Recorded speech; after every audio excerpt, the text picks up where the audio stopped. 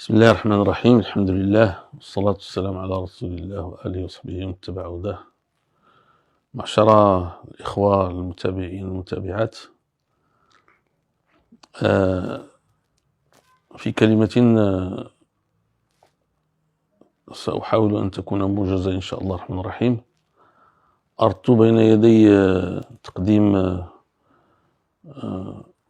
مشروع قانون متعلق الانتخابات المقبلة. ربما سوف يقدمه السيد وزير الداخلية يوم الاثنين المقبل إن شاء الله الرحمن الرحيم حسب ما بلغني. أردت أن أتناول نقطتين أساسيتين وربما ثالثة إذا تيسر. هاتين النقطتين الأولى متعلقة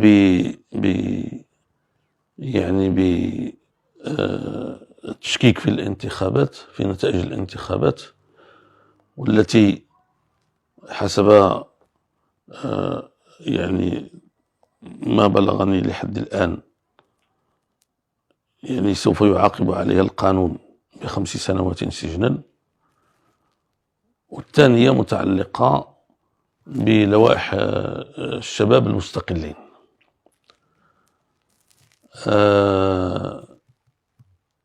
أولا، هذه القضية ديال وزير الداخلية بطبيعة الحال، وأنا غنقولها بصراحة ووضوح، أنا شخصيا ماشي خصم ديال وزارة الداخلية. أنا تنفهم شنو هي وزارة الداخلية في المغرب.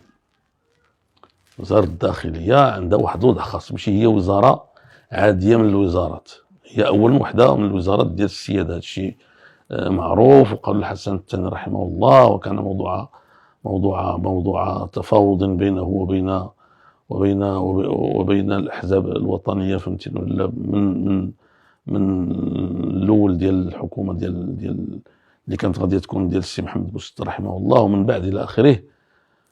وزارة الداخلية هي وزارة الداخلية، عندها مكانة خاصة في المغرب، مفهوم هذا الشيء، وماشي بوحدها، كاين واحد العدد ديال الوزارات بحال هكذا، وأنا كنت رئيس الحكومة وتنفهم هذا الشيء.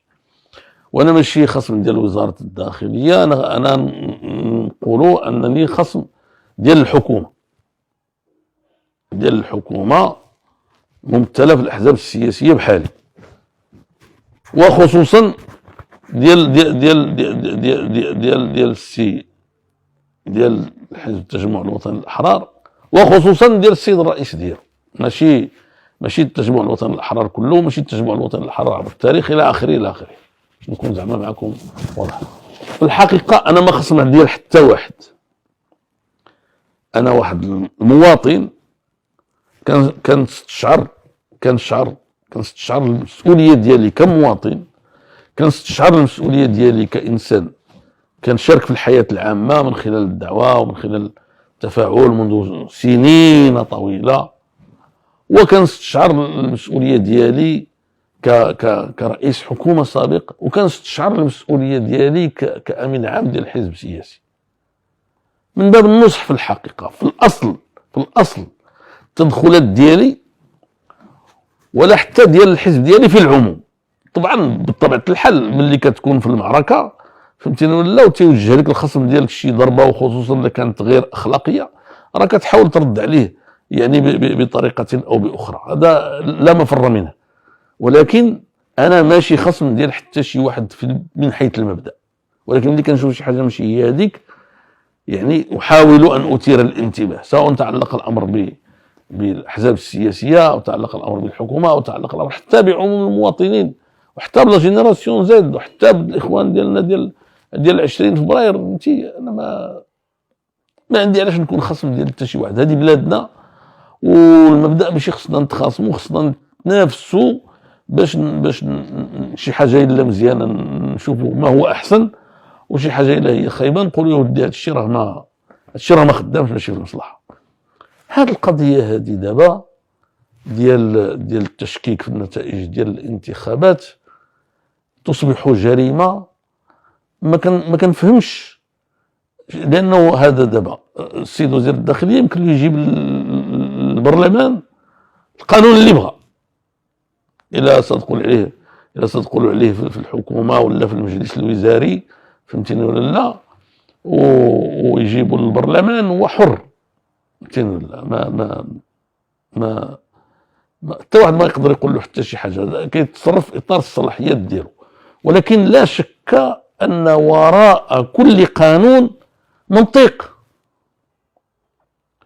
وخلفيه اخلاقيه. هذه الدوله لا تتصرف بدون اخلاق وخلفيه ديال العقل. واحد المره قال لي يعني السي عبد الصمد بن الكبير، فهمتي ولا؟ قال لي الدوله هي العقل. ما يمكنش الدوله تصرف تصرفات طائشه ديال الاشخاص، ولا بحال ديال الاشخاص، ولا حتى كاع ديال الاحزاب السياسيه، ولا لا. الدوله كيخصها تصرف التصرفات ديال العقل. فشنو هو المرجع العقلي والفكري والاخلاقي في معاقبه شخص سوف يشكك في الانتخابات المقبله ان شاء الله الرحمن الرحيم؟ شنو هو الاساس؟ الشك هذه طبيعه بشريه، ابراهيم عليه السلام يعني سأل الله سبحانه وتعالى أن يريه كيف يحيي الموتى. قال الله تعالى: ولم تؤمن؟ قال: بلى ولكن ليطمئن قلبي. حتى إلا فرضنا أننا كنا كنثيقوا في وزارة الداخلية 100%، فهمتي ولا؟ ما يمكنلاش تحرمنا من الشك. وسيدنا إبراهيم أعطاه الله سبحانه وتعالى الحق يشك في القدرة ديالو، وأعطاه الدليل. أعطاه الدليل بأنه يمكن أن يحيي الموتى، وأمره أن يأخذ 4 من الطير إلى آخره. كلكم كتعرفوا القصة. فما ما فهمتش شنو هو ثم هذا الشك هذا إذا كان يعني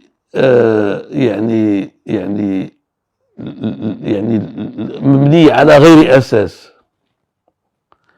ما يديها فيه حتى واحد هذا التشكيك.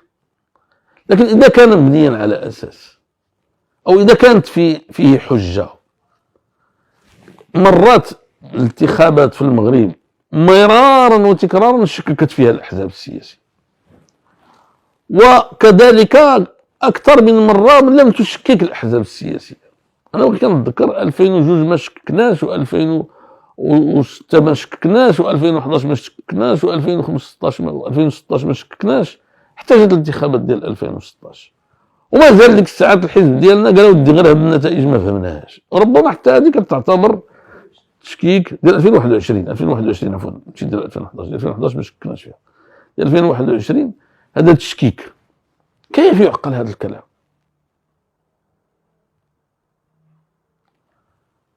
طبعا شككنا في واحد الانتخابات جزئيه، لانه طلعت لنا في واحد الدائره اللي ما كاينش فيها حتى 7000 ديال السكان، 7000 صوت. مفهوم هذا الشيء؟ كيف يعقل أن يحرم؟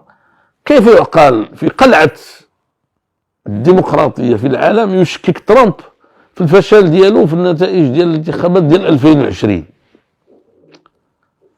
بل ويهجم على البرلمان والى اخره؟ فهمتيني ولا لا؟ هذا يعني طبعا حنا ما متفقينش معاه باش يدير داك الشيء، ولكن حق التشكيك هذا ما يمكنش. ما بغيتش نقول باللي الناس اللي غيسمعوا هذا الكلام غادي يقولوا ياك ما هادو عوالين يزوروا هاد الانتخابات وتيحميوا نفوسهم بالقانون. هذا علاش تنقول لكم هذا الكلام؟ تنقول لكم هذا الكلام لانه الكلام الاول اللي تقال بين السيد وزير الداخليه المحترم والناس اللي معاه، وبين الممثلين ديال الاحزاب السياسيه في اجتماعين، واحد منهم طويل دابا من 8:30 الى 9 ليلا او على الاقل، ما كانش فيه هذا الروح نهائيا، بل كان ايجابيا. واخا السيد وزير الداخليه ما استجبش، على الاقل نتكلم على الحزب ديالنا، ما استجبش لذاك المطالب ديالنا كلها، وداك الشيء استجب غير بعض المطالب اللي عندها جانب اخلاقي، ولكن ما كانتش هذا الروح هذه. فلهذا انا تنطالب السيد وزير الداخليه يعني يراجع. انا ما نقولوش هو اللي يفهم، ولكن خصنا حنا نفهموا. حنا ما فهمناش بصراحه، ما فهمناش هذه القضيه هذه ديال التشكيك في، يعني غادي تبدا تحارب ب5 سنوات، بمعنى انكم تقولون للناس جميعا ولنا نحن خصوصا، يعني الاحزاب السياسيه، ملي تخرج النتائج ديال الانتخابات راه ما كاينش الكلام، اللي تكلم غيمشي للحبس. وهذه ماشي ديمقراطيه، سمحوا لي. اذا الديمقراطيه كتحيد ديال الحق في الكلام والحق باش نشكك، انا عندي الحق نشكك فاش ما بغيت، عندي الحق نشكك فاش ما بغيت، ما عندي الحق حتى شي واحد باش يمنعني من التشكيك، فهمتيني ولا لا؟ وديك الساعات الامور بحال هذه كتعالج اعلاميا، كتعالج بالمواجهه النظريه. الناس تيقولوا السي مكيران شنو هو الدليل ديالك الى اخره، فهمتيني ولا لا؟ اذا كانت الامور ماشي هي هذيك، المكانه ديال المشكك تسقط بطبيعه الحال. واما انه يعني نكمم افواه الناس بهذه الطريقه، فانا شخصيا لا ارى لهذا الامر وجها في هذا المغرب. في هذا المغرب ديال محمد السادس، من بعد ما دوزنا المرحله اللي كان فيها السيد رئيس البصري والذين سبقوه يتصرفون في نتائج الانتخابات كما يحلو لهم الى اخره، فهمتي؟ لا يعني ماشي معقول هذه الصوره ديال بلادنا. ما طيب، هذه القضيه هذه ديال ديال ديال ديال ديال التشكيك ديال 5 سنوات سجنا، ديال التشكيك في نتائج، وهذا الشيء راه ما غيمنعش التشكيك. انا نقولها لكم، راه شي مرات فهمتيني ولا، راه القوانين بحال هذه والقرارات بحال هذه راه تيكون عندها نتائج عكسيه، ولا كان غير السجن، راه في النهايه راه اداء الثمن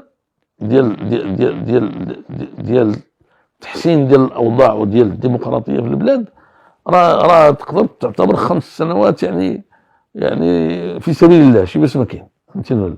ماشي معقول هذا الكلام. بطبيعه الحال حنايا ما اون برانسيب لا نشكك. انا نقول لكم حنا دازت انتخابات في المغرب وشكينا في النتائج ديالها، ولكن لانه ما كانش شي حاجه باينه، ما تكلمنا، ما هضرنا، ما تكلمنا، ما والو. ولكن باش يولي هذا الشيء بالقانون، لا، شوي ديزولي، هذا الشيء هذا راه ما لايقش بالقانون بالمغرب ديال 2026 و25، وما لايقش بينا كدوله باغيه تزيد للقدام. بمعنى اخر انه فقط لان الحكومه عندها الامكانيه باش تسن القوانين اللي بغات، ترجع الى منطقه التحكم في كل شيء بما في ذلك في نتائج الانتخابات. طيب نرجعوا دابا للموضوع. الموضوع الثاني اللي بغيت نتكلم عليه متعلق بهذه اللوائح ديال المستقلين اللي بغاو يعملوا للشباب، واللي بغاو يعطيهم حسب ما بلغني، فهمتيني ولا لا، واحد القدر مالي كبير نسبيا ديال 350 ألف درهم، يعني 35 مليون سنتيم لكل لائحة ديال المستقلين. راه هذه القضية السيد وزير الداخلية راه حنا على الأقل ما فهمنا فيها والو، لأنه في اللقاء الأول ديالك واللقاء الثاني ديالك مع الأحزاب السياسية الموضوع ديال الشباب كان مرفوض، النساء ذكرتيهم. بون على كل حال النساء القضيه ديالهم معروفه والى اخره، وفيها هضره وكلام حتى هي، ولكن دابا ما نجبدوهاش. القضيه ديال الشباب فهمتيني ولا لا، ما كانتش مطروحه. جات هاد الهبه ديال جينيراسيون زد،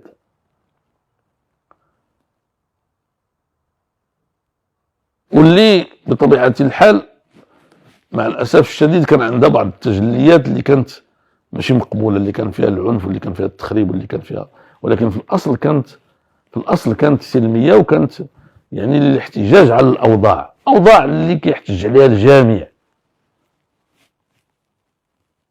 وعلى راسهم سيدنا. خلينا نكونوا زعما صرحاء واضحين، الناس ما عجبهمش هذه الحكومه وما عجبهمش هذا رئيس الحكومه صراحه. وهما هذوك الاخوان ديال لا جينيراسيون زد كيظهر ليا قع لهم يعني في الحقيقه كان عندهم واحد الطلب اساسي، وهو رئيس الحكومه يمشي في حاله. في الاخر تبلور داك الشيء، ولكن ربما داك الشيء كان عندهم يعني غير مفكر فيه بما فيه الكفايه، وخرجوا كيقولوا اشياء اخرى مخلطه. داك الشيء في الاخر عاد رجعوا للقضيه ديال رئيس الحكومه. ولكن الحمد لله الدوله في منتصف الطريق تصرفات مزيان، ما بقاتش كتحاول يعني تفرق الاحتجاجات السلبيه ولا تعتقل الناس منها ولا شيء من هذا القبيل. هما فهمتيني ولا الموقف ديال الناس ديال الامن اللي كان صارم مع الناس اللي وقعوا في العنف واللي وقعوا يعني في امور خطيره، هذاك ما عندنا ما نقولوا فيه فهمتيني ولا لا. يعني القضيه توقفت تقريبا. هما احترموا سيدنا ووقفوا الاحتجاجات ديالهم يوم الجمعه، كل اللي كان فيه سيدنا غيتكلم كلشي. هذا الشيء مزيان في الاخر الحمد لله. هذه واحد الازمه كبيره، ولكن كدوله كامه كشعب قدرنا قدرنا نستوعبوها باقل الخسائر. وان كان انا الطلب ديالي ما زلت مصرا فيه انه الشباب اللي ما عملوش العنف واللي خرجوا كيحتجوا في الاول فقط تعتقلوا ان يطلق سراحهم بعفو ملكي فهمتي ولا ان شاء الله الرحمن الرحيم، او باي شيء اخر فهمتي. وكنظن هذا الشيء غادي يوقع ان شاء الله الرحمن الرحيم. انا كنامل انه غادي يوقع حسب ما اعلم من سيدنا، انه هذا الشيء هذا يعني طبعا هذوك اللي داروا العنف ولا هذوك حاجه اخرى مع الاسف، هما ضحايا حتى هما دراري صغار، ولكن ما عندنا ما نديروا لهم. هذوك دابا داروا العنف، خربوا الممتلكات، عملوا اشياء اللي صعيبه، كادوا ان يصلوا الى الاستيلاء على السلاح. هذو ما غنهضرش عليهم، ولكن هذوك الاخرين طيب. لكن هذا دابا بغينا نقولوا هذا الخروج بهذا الخطر ما بقاش، ولكن المشكل باقي. هاد الدراري علاش خرجوا لانهم كيشوفوا الامور ما خداماش، وتيشوفوا هذا السيد رئيس الحكومه ما عرفش يتصرف، ما عرفش يحكم، ما وفاش بالوعود ديالو، ما وقرش المال العام فهمتيني ولا. يعني كان غادي في اتجاه ديال لابريداسيون بصراحه، وكيعطي للناس ديالو، باغي يربح الانتخابات المقبله بهذا الشيء، وتيقول كلام ماشي هو هذاك، وكيدخل يخرج في الهضره، وبيني وبينكم ما كيعرفش تيهضر فهمتيني ولا نهائيا. فمصيبه هذه مصيبه اللي عطى الله هو.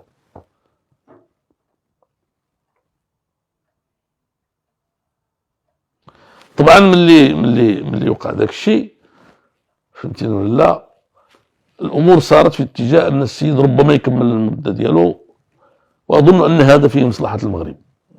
مع ان ما نقولوا واخا تنقولوا حنايا هذا السيد خصو يمشي في حاله، ولكن يعني في النهايه يعني كحكومه لتصريف الاعمال يكمل هذا المده اللي بقات له على ما تجي الانتخابات المقبله، زعما ماشي مشكل. لو مال ديجا انا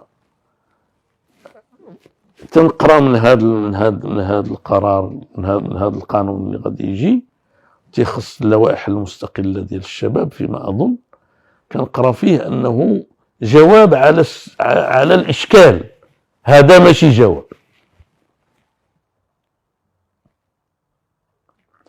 فتحوا الباب للشباب باش يكونوا لوائح ديال المستقلين ويجيو وتعطيوهم 35 مليون لكل لائحه. هذا ماشي جواب. انا كنقول لكم من دابا هذا ماشي جواب سياسي، وماشي جواب ديمقراطي، وماشي جواب في صالح المغرب. واحد السيد رئيس ديال شي امين عام ديال شي حزب قال لهم كل دائره غنصيفط التوجيهات للحزب ديالي باش يديروا فيها فهمتيني ولا لا، يعني 30 لائحه ديال المستقلين. ما عرفت واش يسخر او يتكلم بصدق. لا اخفيكم هذا الشيء خربق الحساب لكل شيء.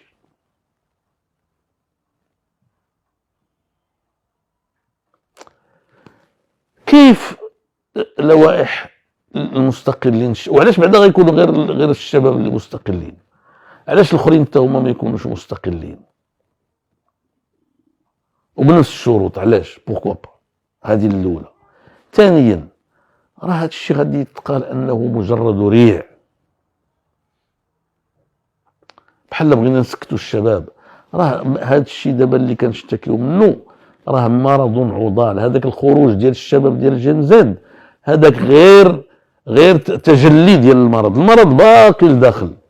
المرض البلاد خصها حكومه ديال الناس الجادين، ديال الناس معقولين، ديال الناس اللي جايبهم للسياسه الحرص على المصلحه العامه، ديال الناس فيهم القناعه باش يكتفيو باش يكتفيو يعني بالاجور ديالهم والامتيازات الطبيعيه القانونيه والشرعيه اللي كاينه في الحكومه واللي كاينه في التسيير ديال الجماعات اللي كاينه في كل شيء. ما جايينش على حاجه اخرى. هادو معظمهم جايين على حاجه اخرى. اسمح لي السيد وزير الداخليه،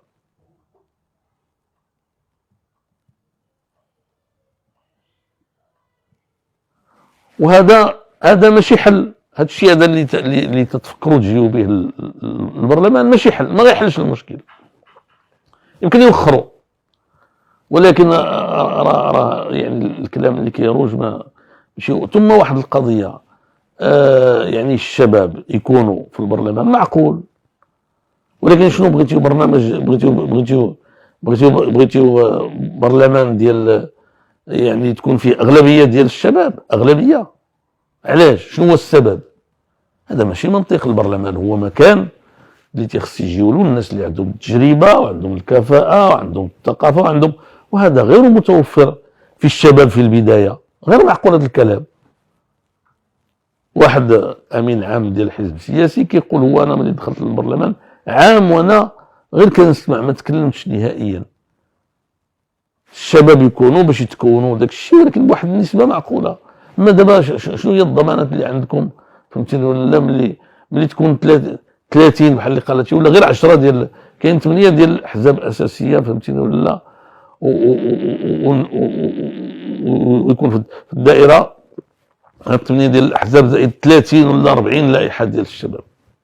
والمواطن كي غيدير يميز هذا الشيء؟ كيف غيدير يصوت على هذا الشباب؟ الا ما نجحوش مشكله، غنتسماو حقرنا الشباب. الا نجحوا غنتسماو درنا برلمان يعني ديال الشباب اللي ما عندهم تجربه، ما عندهم علم، ما عندهم سابقه، ما عندهم والو. هذا ماشي حل. الحل هو نرجعوا للمعقول. الحل، انا جو ديزولي كنعيا نقولها ونعودها من باب الحرص على هذا الوطن. انا ما بقاش عندي علاش نحرص الان، سمحوا لي. لا اللي كيسمع ليا، لا انا بالنسبه ليا في المراحل الاخيره من الحياه السياسيه ديالي ما بقاش عندي شي حاجه. لكن كاع كانت عندي شي حاجه سابقا فقد ادركتها ولله الحمد. لكن هذا الشيء تيبان لي ما خدامش. ولهذا انا اؤكد الموقف اللي خدا البارح، اللي عبر عليه البارح السي عبد الله بوانو المتعلق بالقضيه ديال 5 سنوات سجنا، واؤكد الموقف اللي عبر عليه واللي خرجناه يعني في البلاغ ديالنا الاخير، واللي كنقولوا فيه باللي يكونوا الشباب ما عندنا مانع يكونوا في واحد اللائحه خاصه بالاحزاب السياسيه. ما كاين حتى مشكل. كل حزب يدير لائحه ديال النساء او وديال الشباب، او لا لائحه مشتركه فيها النساء والشباب. ما كاين، انا ما عندي مانع.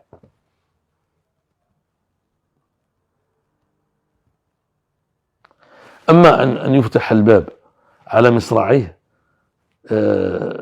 لدرجه انه حنا بقينا كنقولوا حنا في الحزب كاع ما نتقدموش، حنا كاع نهائيا نقدموا غير الشبيبه ديالنا نطلبوا منها، فهمتيني ولا؟ دير اللوائحيه والدوائر كلهم، فهمتيني ولا؟ وانتهى الكلام والسلام. السيد وزير الداخليه، السياسه ما كتبناش على اللعب، وهذا الشيء انا بالنسبه الي كيتعتبر لعب. انا نقول لك بصراحه ووضوح، وما خصوش يكون. او الا غادي تجيبوا شي احتياطات اللي باش يبقى هذا الشيء عنده شي شويه ديال المنطق، لانه تيخصنا حنايا والمواطنين تيخصنا نفهموا وتيخصنا نقتنعوا باللي هذا الشيء الدوافع ديالو ايجابيه وفي صالح البلد. هاد الساعه راه هاد الشيء ما باين ليناش نهائيا، ولهذا انا كنقول لكم الموقف ديالنا راه واضح في هذا الموضوع. يعني احنا ماشي ما متفقينش، كنعرفوا باللي حنا حزب عنده غير 13 نائب برلماني، كنعرفوا باللي عندكم الاغلبيه ديال الاحزاب الاخرى الى اخره، ما عندي ما نقول، ولكن راه ما هذه القضيه ديال الاغلبيه بالنسبه لواحد الدوله اسلاميه راه ما كافياش. حنا الخلفيه ديالنا الاخلاقيه فيها النيه الحسنه، انما الاعمال بالنيات، فيها العمل الصالح، فهمتي ولا؟ وفيها عدم قبول العمل ديال المفسدين، الله لا يصلح عمل المفسدين، فهمتي ولا؟ يعني واحد العدد ديال الخلفيات، فهمتي ولا؟ وفيها عدم الظلم، وفيها راجعوا الامور ديالكم السيد وزير الداخليه، خذوا الاحتياطات ديالكم، لان علاش؟ اصعب شيء يوقع لنا شنو هو؟ ماشي هو يجي شي حزب هو الاول ولا الشباب، لا، اصعب شيء يوقع لنا والناس ما يبقوش مقتنعين، الناس ما يبقوش مقتنعين بالديمقراطيه ديالنا وينسحبوا لينا، نوليو بحال بعض الدول المجاوره كندوزوا الانتخابات ب 20% ولا حوالي 20%، فهمتيني ولا؟ راه الا هرب ليك المجتمع ما بقاش تيعمر معك السوق، راه المشروعيه ديال الدوله تنقص. انا نقولها لكم بصراحه. اقول قولي هذا واستغفر الله لي ولكم.